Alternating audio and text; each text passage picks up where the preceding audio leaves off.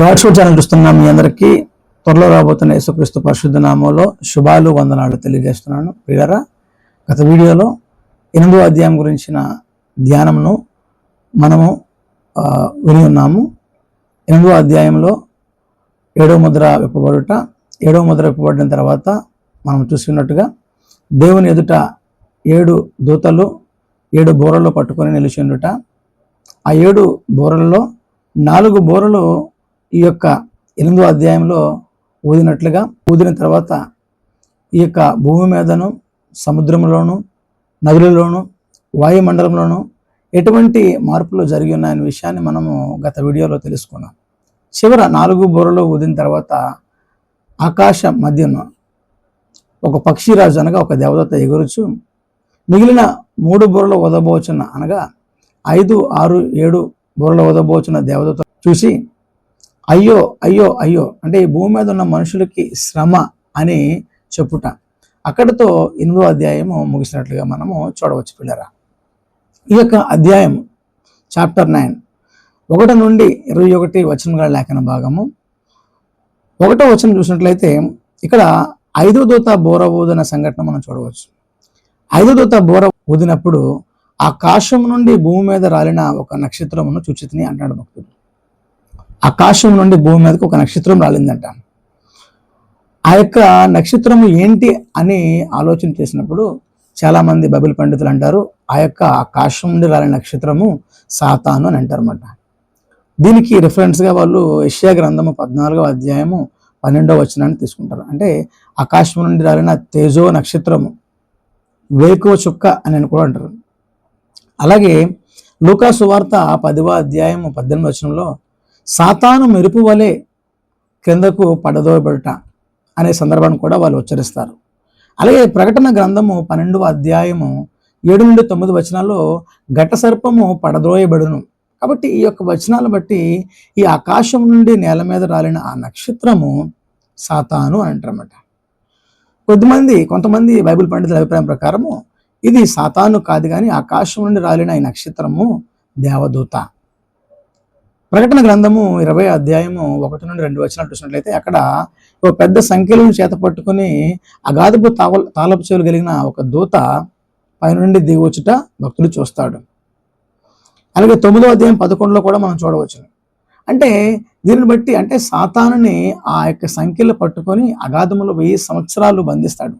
ఎప్పుడు అంటే మనకు తెలుసు 1000 ఏండ్ల పాలనకు ముందు, అంటే 2వ రాకడలో యేసుక్రీస్తు వచ్చిన తర్వాత, హర్మగిద్దోను యుద్ధం జరిగిన తర్వాత అంత్యక్రీస్తుని అబద్ధ ప్రవక్తలను బ్రతికి ఉండగానే అగ్నిగుండంలో పడవేసి తర్వాత సాతానుని అగాధములో 1000 సంవత్సరాలు బంధిస్తాడు. ఆ బంధించిన వారు ఎవరంటే ఈ యొక్క ఆకాశం నుండి వచ్చిన దేవదూత అని ప్రకటన గ్రంథము 21:1-2 వచనాల్లో మనకి వాక్యం సెలవిస్తుంది. పేరా, ఒకవేళ ఈ రాలిన నక్షత్రము సాతాను అయితే ఆ యొక్క సాతాను ఎందుకు అగాధంలో బంధించబడుతుందని బైబిల్ పండితుల యొక్క అభిప్రాయం.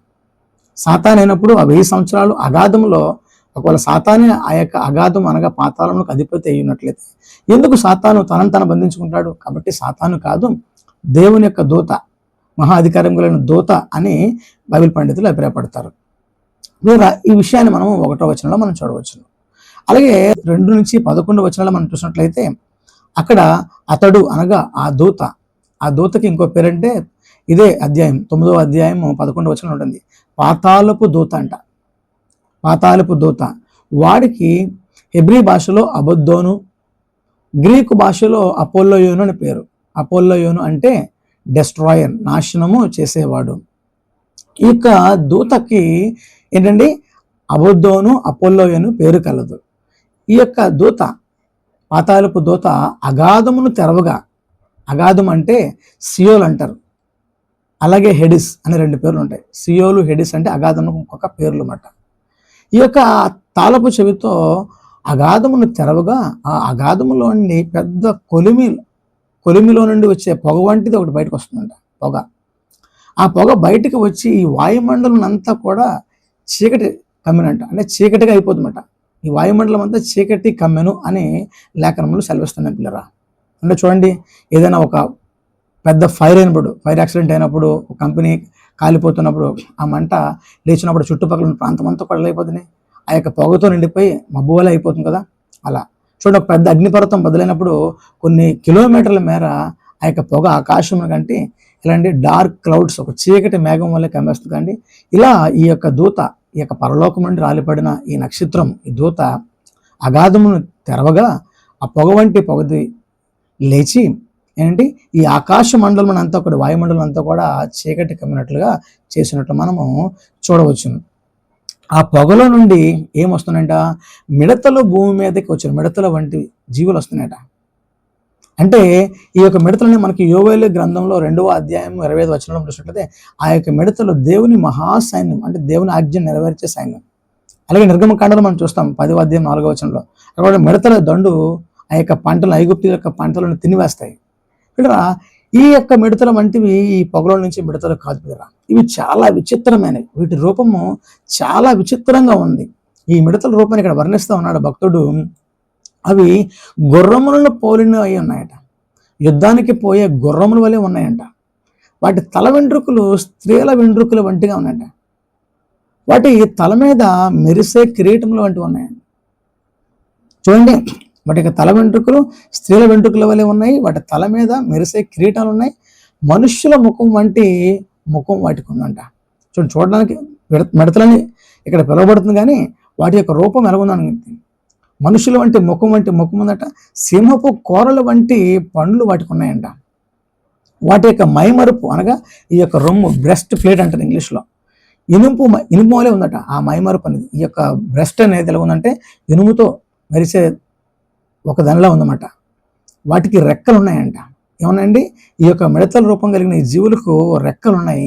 ఆ రెక్కలు ఏంట ఎలా ధ్వని చేస్తుందంటే, యుద్ధానికి పరిగెత్తే గుర్రాలు ఎలాగైతే శబ్దం చేస్తుందండి, ఒక యుద్ధంలోకి వెళ్ళే గుర్రాలు ఎలా శబ్దం చేస్తాయి, ఆ యొక్క శబ్దం ఎలా ఉంటుందో అలా ఈ రెక్కల యొక్క ధ్వని అట ఉందంట. వాటికి తేళ్ల వంటి తోకలు ఉన్నాయంట. తేలుకి ఎలాగైతే తోకలు ఉంటాయో అటువంటి తోకలు ఉన్నాయట. ఆ తోకలతో మనుష్యులకి హాని చేయుచుండునంట. చూడండి, ఈ యొక్క మిడతలు ఇటువంటి రూపాన్ని కలిగి ఉన్నాయి, ఎంత భయంకరమైన రూపాన్ని కలిగి ఉన్నాయి. ఈ మిడతల కంట అధికారం ఇవ్వబడిందండి. అధికారం కన్నా దేవుడు అనుమతి ఇచ్చాడు. ఎవరినంటే ఈ భూమి మీద ఉండే మనుష్యులను శోధించుటకు. చూడండి, ఇన్ని నెలలు అంటే అక్కడ ఉంటుంది 5 నెలల వరకు. 5 నెలల వరకు ఈ మనుష్యుల్ని హింసించుట కొరకు దేవుడు వాటికి పర్మిషన్ ఇచ్చాడంట. అయితే ఎవరికి ఇవి బాధించే అధికారం ఇవ్వబడిందంటే దేవుని ముద్ర లేని వారికి అని ఉంటుంది ఇక్కడ. దేవుని ముద్ర లేని వారికి హాని చేయటకు తప్ప మరి ఇంకే దేనిని చంపుటకు అధికారం లేదంట. అంటే ఎవరు దేవుని ముద్ర లేనివారు అంటే సాతానికి ఒక ముద్ర ఉంది, దేవునికి ఒక ముద్ర ఉంది. చూడండి, మనం చూసాం కానీ దేవుని ముద్ర కలిగిన వారు 1,44,000 మంది ఇజ్రాయేల్ 12 గోత్రముల్లో. అలాగే ప్రపంచంలో ఇంకెవరైనా ముద్రించబడి ఉన్నట్లయితే ఆ దేవుని ముద్ర కలిగిన వారిని మాత్రం ఏం చేయగాని, ఆ ముద్ర లేని వారిని అంటే సాతాను ముద్ర 666 నెంబర్ ముద్రతో ఉన్నా, ఇంకా వాడి సాతాను ముద్రతో ఎవరున్నా అవి హాని చేస్తాయి అని దేవుడు వాటికి అధికారం ఇచ్చాడు అనమాట. అంతేకాదు కానీ ఈ భూమి పైన ఉన్న చెట్లు కానీ గడ్డి మొక్కలకు కానీ దేనికి కూడా అవి హాని చేసే అధికారం దేవుడు ఇవ్వలేదు, పర్మిషన్ ఇవ్వలేదు. ఓన్లీ దేవుని నమ్మని వారికి, పాపిష్టి మనుషులకు మాత్రమే. అలా అవి హాని చేస్తూ అవి యొక్క తోకలతో కుడతా ఉన్నాయంట. తేలు వంటి తోకలతో కుడుతున్నప్పుడు మనుషులకి అటు విపరీతమైన బాధ. చూడండి, తేలు కుడితే మనకి ఎంత నొప్పి వస్తుంది, ఎంత పెయిన్ వస్తుంది. అలా మనుషులు సఫర్ అవుతారంట ఆ రోజుల్లో. ఆ దినముల్లో అంటే ఈ బాధ భరించలేక ఈ మిడతల రూపంలో వచ్చే జీవులు వారిని హింసిస్తూ కుడుతూ హాని చేస్తుంటే వాటి బాధ తట్టుకోలేక చచ్చిపోదాం, మరణిద్దామని ఆ మరణం కోసం మనుషులు ఎదురు చూస్తారంట. కానీ ఆ మరణం దొరకదంట వాళ్ళకి. చావు వాళ్ళని ఆశపడతారంట, కానీ మరణం వారి ఎదురు నుండి పారిపోతుందంట. చూడండి, ఒక వ్యక్తి నాకు ఎందుకు ఈ జీవితం చనిపోవాలని ఆ ట్రైన్ యొక్క పట్టాల మీద తలపెట్టినా ఆ యొక్క ట్రైన్ వచ్చి ఆ వ్యక్తిని చంపదంట. పాయిజన్ తీసుకున్నా ఆ పాయిజన్ పనిచేయదంట. అంటే చావు కూడా రాదంట, పారిపోద్దంట. అటువంటి పరిస్థితులు ఆ దినాల్లో ఉండబోతున్నాయి. అంటే ఆ జీవులు అంతలా మనుషులు, ఎందుకంటే దేవుని యొక్క సైన్యం కండి. ఇంతకాలము దేవుడు మనకు సమయాన్ని ఇచ్చిన, రక్షణ పొందుటకు అవకాశం ఇచ్చిన మనుషులు ఎంత వ్యతిరేకిస్తున్నారు, దేవుడిని ఎంత విసిగించారు, ఆయన హృదయాన్ని ఎంత గాయపరిచారు. కాబట్టి దేవుడు ఇటువంటి జీవుల ద్వారా ఈ భూమిన మనుషులకి అనేకమైన శ్రమలు ఆ మహాశ్రమల కాలంలో కలిగించబోతా ఉన్నాడు. పిల్లరా, ఎవరైతే దేవుని ముద్ర కలిగి ఉంటారో వారు తప్పించబడతారు. సంఘంగా ఉంటే మనం ముందుగానే ఈ శ్రమలకు ముందుగానే ఎత్తపడతాం. పిల్లరా, ఇవన్నీ కూడా ఈ యొక్క 2 నుండి 11 వచనాల్లో మనము చూడవచ్చు. అలాగే 12వ వచనంలో మనము ఎప్పటి వరకు జరిగిన ఈ సంభవాలన్నీ కూడా ఎప్పుడండి 5వ ముద్ర 5వ బూర ఊదిన తర్వాత, అంటే 5వ దూత బూర ఊదిన తర్వాత జరిగిన సంభవాలన్నీ కూడా ఇప్పటి వరకు మనము తెలుసుకున్నాం. అప్పుడు అంటే 12వ వచనంలో మొదటి శ్రమ గతించును, ఇదిగో మరి 2 శ్రమలు ఇటు తర్వాత వచ్చును. ఏమండి, అంటే చూడండి 5వ దూత బూర అక్కడ మనకి 8వ అధ్యాయంలో చివరిలో అయ్యో అయ్యో అయ్యో అని 3 సార్లు అంటుంది. 5వ దూత బూర ఊదినప్పుడు అయ్యో, ఒక శ్రమ గతించిపోయింది. ఇప్పుడు ఇంకా 2 శ్రమలు, ఇంకా 2 దూతలు బోర్లు వదబోతున్నాయి కదా, ఇంకా అయ్యో అయ్యో మరి ఎక్కువ శ్రమలు రాబోతా ఉన్నాయి. 13 నుంచి 21 వచనంలో మనం చూసినట్లయితే 6వ దూత బోర ఊదినప్పుడు, సో ఇప్పటి వరకు మనం చూసిన సందర్భాలను కూడా 5వ దూత బోర ఊదిన తర్వాత జరిగిన సంభవాలు. ఇక్కడ 6వ దూత బోర ఊదినప్పుడు దేవుని ఎదుట సువర్ణ బలిపీఠం యొక్క కొమ్ముల నుండి ఒక స్వరం వినబడింది. లేదా ఈ కొమ్ములు ఏంటి అని మనం ఆలోచన చేసినట్లయితే కీర్తన 75 10వ వచనంలోను, కీర్తన 89 24వ వచనంలో ఈ కొమ్ములు దేని సూచిస్తానంటే బైబిల్ లేఖనాల ప్రకారము అధికారం కలిగిన ఒక వ్యక్తిని సూచిస్తా ఉన్నాయి. అధికారం కలిగిన వ్యక్తులకి కొమ్ములు సదృశ్యంగా ఉన్నాయి పిల్లరా. అయితే ఈ స్వరము వినగా ఆ స్వరం ఏం చెప్తుందంట, యూఫ్రటీసు అను మహానది యొద్ద బంధింపబడి ఉన్న 4 దేవదూతలను, ఆ దూతలను ఏవైతే బంధించబడి ఉన్నాయో వాటిని వదిలిపెట్టమని చెప్పుతూ విన్నాడట. ఒక స్వరం చెప్తుందట, ఆ యూఫ్రటీస్ నది దగ్గర ఉన్న ఆ దూతలు 4 దూతల్ని విడిచిపెట్టు అన్నమాట అని ఆ స్వరం చెప్పింది. అసలు ఎక్కడుంది ఈ యూఫ్రటీస్ నది అంటే పిల్లరా, నేడున్న మిడిల్ ఈస్ట్ ప్రాంతంలో, అంటే టర్కీ, సిరియా, ఇరాక్ ఈ ప్రాంతాలను గుండా ప్రవహిస్తున్న నదే ఈ యూఫ్రటీస్ నది.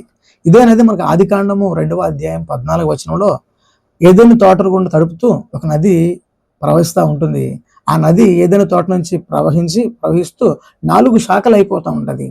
అందులో 4వ శాఖ, చివరి శాఖే ఈ యూఫ్రటీస్ నదిగా మారుతుంటారా. అంటే ఈ యూఫ్రటీస్ నది ఇప్పుడుది కాదు, ఆది కాండంలోనే, ఆదాము కాలంలోనే ఉన్న నది.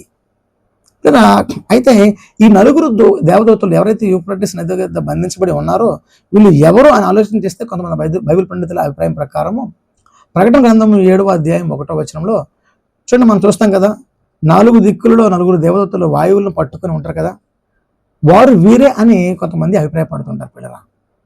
ఏది ఏమైనా ఈ దేవదూతలు, ఈ 4 దూతలు విడుదల పొందిన తర్వాత వారికి అధికారం ఇవ్వబడుతుంటాయి. ఏమి అధికారం అంటే, ఈ మనుష్యులలో ఎవరైతే సంఘం ఎత్తబడిన తర్వాత మిగిలి ఉంటారు కదా, ఈ మనుష్యుల్లో 1/3 అంటే 3 వంతుల్లో 1 వంతు మనుషులను సంహరించవాలని, చంపడం.